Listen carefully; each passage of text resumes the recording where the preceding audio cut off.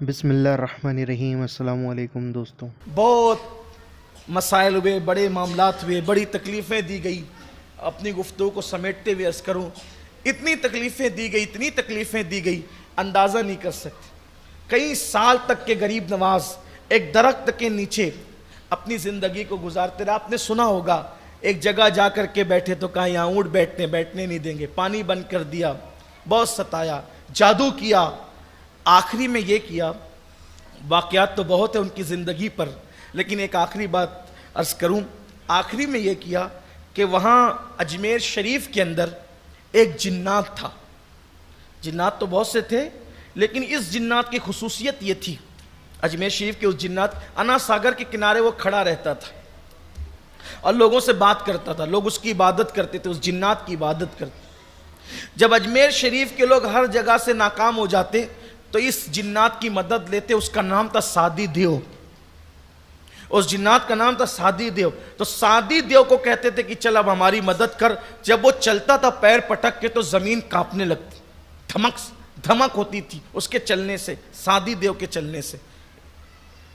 رائے پتورا نے کہا سادی دیو، یہ فقیر نے ناک میں دم کر رکھا ہے، روزانہ لوگ اس کے ہاتھ پہ مسلمان ہوتے ہیں، اس کی تعداد بڑھتی جا رہی ہے، اس پہ جو کرو کچھ اثر نہیں ہوتا، اب آخری میں تو ہی کچھ کر سکتا ہے۔ سادی دیو آیا، جنات تھا وہ، غریب نواز کے سامنے کھڑا ہو گیا۔ اب جنات کو اللہ تعالیٰ نے یہ اختیار دیا ہے کہ وہ کتا بنے، بلی بنے، جانور بنے، جس روپ میں چاہیں وہ اپنے آپ کو ڈھال لیں۔ آپ دیکھیں کتابوں میں سب لکھا ہوا ہے، اور اس کا اتنا قد اونچا کہ دیکھنے والوں کی ٹوپیاں گر جائیں۔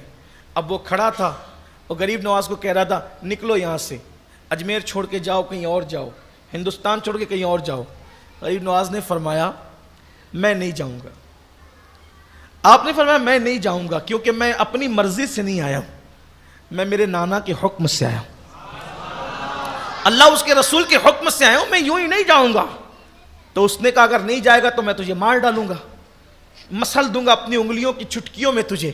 سرکار غریب نواز نے فرمایا ہم مسلمان ہیں اور ہمارا عقیدہ ہے اللہ نے موت جب لکھی ہے تب آئے گی، اگر اللہ نے موت ابھی لکھی ہے تو تیرے مسلنے سے میں مر جاؤں گا اور کوئی بات نہیں، اور اگر میرے اللہ نے میری موت نہیں لکھی ہے تو تیرے جیسے کروڑوں بھی جمع ہو جائیں تو بھی میرا کچھ نہیں کر سکتے۔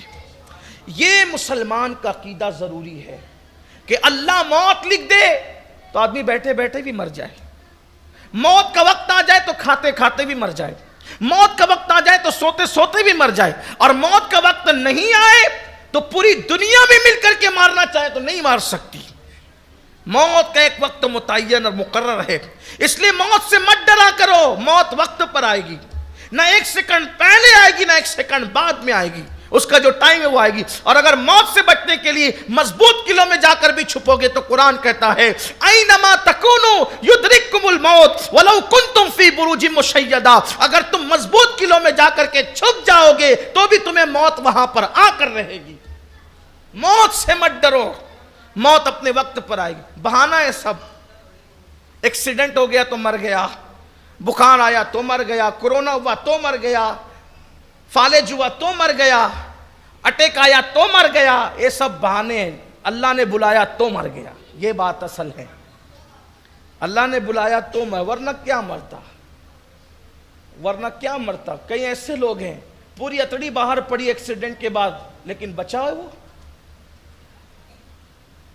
پورا چاک چلا گیا ٹرک کا، بچا، اللہ نے بچانا چاہا تو بچا، اور اللہ نہ بچانا چاہے سینکڑوں ڈاکٹر بھی کھڑے رہیں کوئی نہیں بچا سکتا۔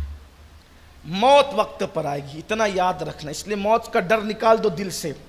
اور ایک بات آپ سے عرض کروں، جب موت کا ذکر آتا ہے تو سب کی پک پک ہونے لگتی ہے، ہاں ڈرنے لگتے، بڑے بڑے پہلوان لرز جاتے ہیں۔ میرے عزیز بھائی، اگر تو مومن اور مسلمان ہے تو یاد رکھ یہ دنیا کی زندگی سے بہت اچھی موت کے بعد کی زندگی ہے۔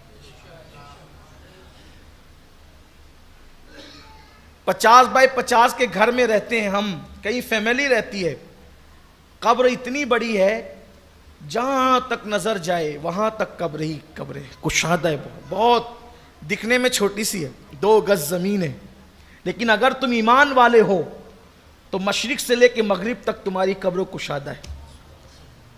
دیکھنے میں لگتا ہے او یہاں تو کوئی بستر ہی نہیں, لیکن اگر تم سچے وفادار رسول ہو تو وہاں جنت کا بستر ہے.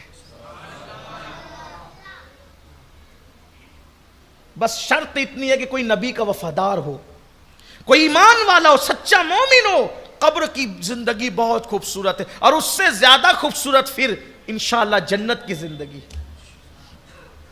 یہاں تو 10 سال لوگ سوچتے ہیں ارے یار کتنا سوئیں گے قبر میں, تھک جائیں گے سوتے سوتے, ہے نا. یہاں 12-14 گھنٹے سو لو تو پیٹ دکھنے لگتی ہے, تو قبر میں تو سونا ہی سونا ہے, اور کتنا سوئیں گے, تھک نہیں جائیں گے. ارے نادان, دنیا کی چیزوں کو قبر میں تصور مت کیا کر. جب ہم قبر میں رکھے جائیں گے اور قیامت کے دن اٹھیں گے تو ایسا لگے گا کہ جیسے ہم نے رات کو سوئے تھے اور صبح کو اٹھ گئے. لیکن یہ سب ہے غیب کی بات, اور اللہ فرماتا ہے یؤمنون بالغیب, غیب پر ایمان لاؤ. دیکھنے میں قبر بہت چھوٹی ہے لیکن ہے بہت بڑی, بہت بڑی, کوئی تکلیف نہیں اس میں. بس شرط ایک ہے, کیا؟ اللہ رسول کے وفادار بنو. ایک ہی شرط ہے, اللہ رسول کے وفادار بنو. وفادار کون؟ جو چھوٹے سے مال کے لیے جھوٹ بولے وہ وفادار ہے اللہ رسول کا. جو جھوٹی قسمیں کھائے چھوٹے سے مال کے لیے اللہ رسول کا وفادار ہے. جو عورتوں پہ بد نظری کرے وہ اللہ رسول کا وفادار ہے. جو مسجدوں کو ویران کرے وہ اللہ رسول کا وفادار ہے. جو شراب کے اڈوں کو آباد کرے وہ اللہ رسول کا وفادار ہے. اللہ اکبر, اللہ اس کے رسول کے وفادار تو وہ لوگ ہیں کہ اللہ اس کا رسول جن چیزوں سے ناراض ہے وہ ہر چیز چھوڑ دیتے ہیں. حتیٰ کہ اللہ اس کا رسول اگر باپ سے بھی ناراض ہے تو وہ باپ کو بھی چھوڑ دیتے. آپ کہیں گے ایسا بھی ہے؟ ہاں بالکل ہے. دیکھو حضرت ام حبیبہ یہ حضرت ابو سفیان کی سگی بیٹی ہے, حضور کے نکاح میں تھی, اللہ کے رسول کے نکاح میں تھی. ابو سفیان مدینے آئے, ایک مسئلے میں حضور کو منانا چاہتے تھے, ان لوگوں نے عہد توڑ دیا تھا. صدیق اکبر کے پاس آئے, صدیق اکبر نے کہا میں نہیں لے جاؤں گا حضور کے پاس. مولا علی کے پاس آئے, کہا میں نہیں لے جاؤں گا حضور کے پاس. انہوں نے کہا ٹھیک ہے تم نہیں لے جاتے ہو, حضور کے گھر میں میری بیٹی ہے, اور بیوی کی بات کون رد کرتا ہے؟ اور اللہ کے رسول تو زیادہ اس نے سلوک کرتے ہیں اپنی بیویوں کے ساتھ. میری بیٹی کے پاس جاؤں گا, میری بیٹی کام بنا دے گی. دروازے پہ گئے, دستک دی. ام حبیبہ نے دروازہ کھولا, جیسے ہی باپ کو دیکھا بستر لپیٹ دیا. بستر بچھا تھا, چادر بچھی تھی, لپیٹ دیا.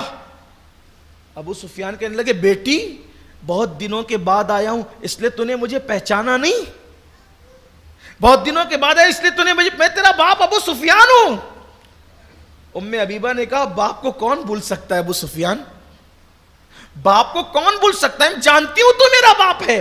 کہا پھر جانتی ہے تو بستر اٹھا کیوں رہی ہو؟ مہمان کے آنوں پہ بستر بچھائے جاتے, اٹھائے نہیں جاتے. فرمایا بالکل بچھائے جاتے ہیں, مگر سن تو کافر میرے نبی کا دشمن ہے, اور میرے نبی کے پاک بستر پر میں ناپاک کو بیٹھنے کی اجازت نہیں دے سکتی. اگر اللہ رسول ناراض ہے باپ سے, باپ کے ساتھ باپ کو چھوڑ دیا. یہ ہوتے ہیں نبی کے وفادار. حضور ناراض ہو جائے باپ سے تو باپ چھوڑ دیں. گناہوں سے حضور ناراض ہوتے ہیں اور ہم گناہ نہیں چھوڑ سکتے, ہم کیسے وفادار ہیں؟ نعرہ لگاتے ہیں نبی کے نام پہ جان دیں گے. میرے بھائی گناہ تو چھوڑ, پہلے